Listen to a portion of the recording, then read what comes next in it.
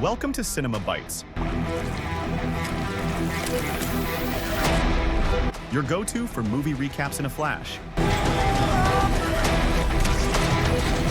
Big twists, epic moments, all in just minutes. The movie Wrong Turn 3 starts with a group of friends taking a trip in the forest. They sit by the river to rest for a while, but then they are attacked by a cannibal monster who kills one of them. The rest run away, but the monster manages to catch another one and kills him with a spear through his mouth. As for their third friend, he steps on a trap that cuts his leg into 3 pieces, leaving only one survivor named Alex, who manages to escape. But we don't know exactly where she went because the forest is very big and she must have gotten lost in there.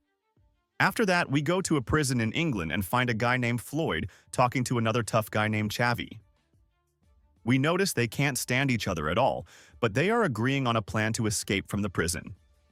At the same time, the prison warden tells them that a group of prisoners will be transferred to another prison because they discovered through their sources that someone is trying to help them escape. So, they shackle the prisoners' hands and feet and tie them together tightly so they can't escape, then load them into a transport truck. Nat and his friend Walter are responsible for transferring them. Meanwhile, we go to police officer Neil, who tells the mayor that 4 young people have been missing in the forest for 2 days and no one knows anything about them. The mayor goes out to search for them. We go back to Nat, who's talking to his friend Walter. Nat tells Walter that he's not happy at all with his situation, that he wishes he had a lot of money, and that he wants to travel and leave England. Night comes, and Walter and Nat arrive at the police station where the mayor is, to rest a bit after the long journey. Lynn locks up the prisoners in a cell while Nat and Walter rest. At the same time, we see a monster preparing a trap in the forest, but he gets stuck, so his uncle comes to help him. After the men rest, they get back in the truck with the prisoners and drive them along an old road next to the forest so no one will notice and try to help them escape. While driving, they encounter a crazy driver in a Chevrolet car who keeps ramming into them and throws a wire at the bus tire, causing it to pop. The bus flips over and goes off the road. The monster gets out of his car to check if they're dead or not, then leaves. We find out the group is still alive. The tough guy gets out of the car, hits Nat, takes his gun, and orders him to get the keys to unlock the handcuffs. Nat goes to get them, and Walter, who is badly injured, gets out, and they all run away from the bus before it explodes. The tough guy takes the keys and unlocks only his handcuffs, but the leg cuffs won't open. Nat tells him that the keys are in 3 sets, 1 for hands, 1 for feet, and 1 for the prison doors, and that the rest of the keys probably burned in the bus explosion.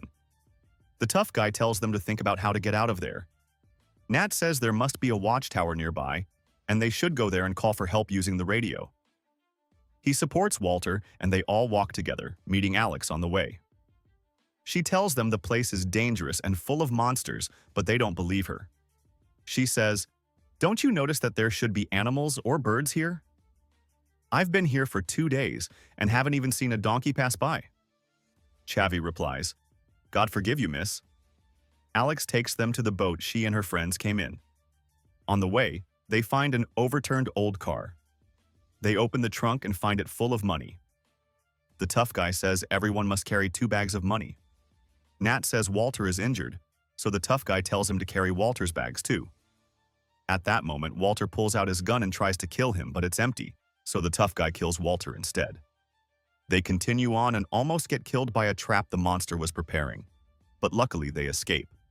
The monster appears and tries to kill them, so the tough guy shoots him, but it doesn't affect him. They tie the monster up, and the tough guy cuts off his head and sticks it on the spear he's carrying.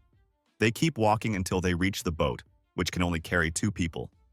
Nat puts a hole in the boat so no one can use it. The tough guy catches him, beats him up. At that moment, the monster finds his nephew's head cut off and gets very angry. As the men walk, they see keys hanging up. The tough guy goes to grab them, but one of the group pulls him back, knowing it's a trap, but it's too late. The tough guy cuts off their dead friend's leg so they can move without him. We go to the mayor, who tells Lynn he'll search for the missing youth in the forest. The group finds the metal cutters and uses them to cut the leg cuffs. They find the Chevrolet parked in front of them, so they send one of them to check if anyone is inside because they feel uneasy. As soon as he approaches the car, the monster grabs him and leaves. The group continues walking. one of the prisoners, Floyd, gets fed up with the tough guy's orders and they have a big fight, almost to the death. Nat and Alex escape from them. The tough guy and the remaining prisoner hide the money because it's too heavy for just the two of them to carry. They go looking for Nat and Alex. The tough guy finds Nat, beats him, and is about to kill him because he realizes Nat was misleading them to buy time until the authorities arrive and that there's no such thing as a watchtower in the forest. Suddenly, a dog bites the tough guy's hand. The dog belongs to the mayor, who takes the weapons from the two prisoners and gives them to Nat and Alex. Suddenly, they hear the monster's voice, and he throws a spear from the top of a tree that hits. The mayor was killed, so the mule and the prisoner with him take the guns from them again, and Flo finds the money that the mule had his eye on, so he takes it all and leaves. When the mule comes back to get the money, he doesn't find it and sees Flo throwing the money in the river to annoy him. But the monster throws a Molotov cocktail and burns him and the money, so they keep walking and find the monster's car parked in front of them. So the mule pushes the girl towards the car, and the monster takes her and throws a Molotov cocktail at them so no one comes near and takes the girl. He takes her and leaves.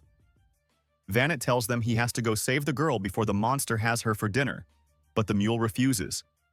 Suddenly, Brandon hits him on the head and gives Nate the gun, and wants him to kill the mule, but Nate refuses because that would be committing a crime.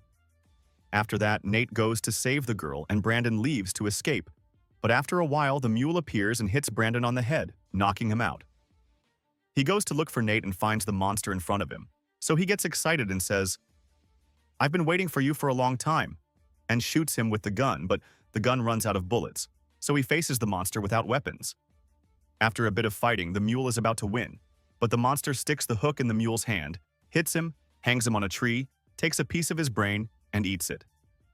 After that, we see Nate found the girl and untied her, and before they leave, the monster comes and attacks him and was about to kill him, but the girl grabs her spear and stabs him in the body, killing him. They get in the car and drive away, but after that, they find the monster clinging to the car, and the car flips on the road. Brandon, who woke up again, comes and tries to get them out of the car, but the monster was still alive and attacked them. Nate grabs the hook and stabs it in the monster's head to kill him for good and be done with him.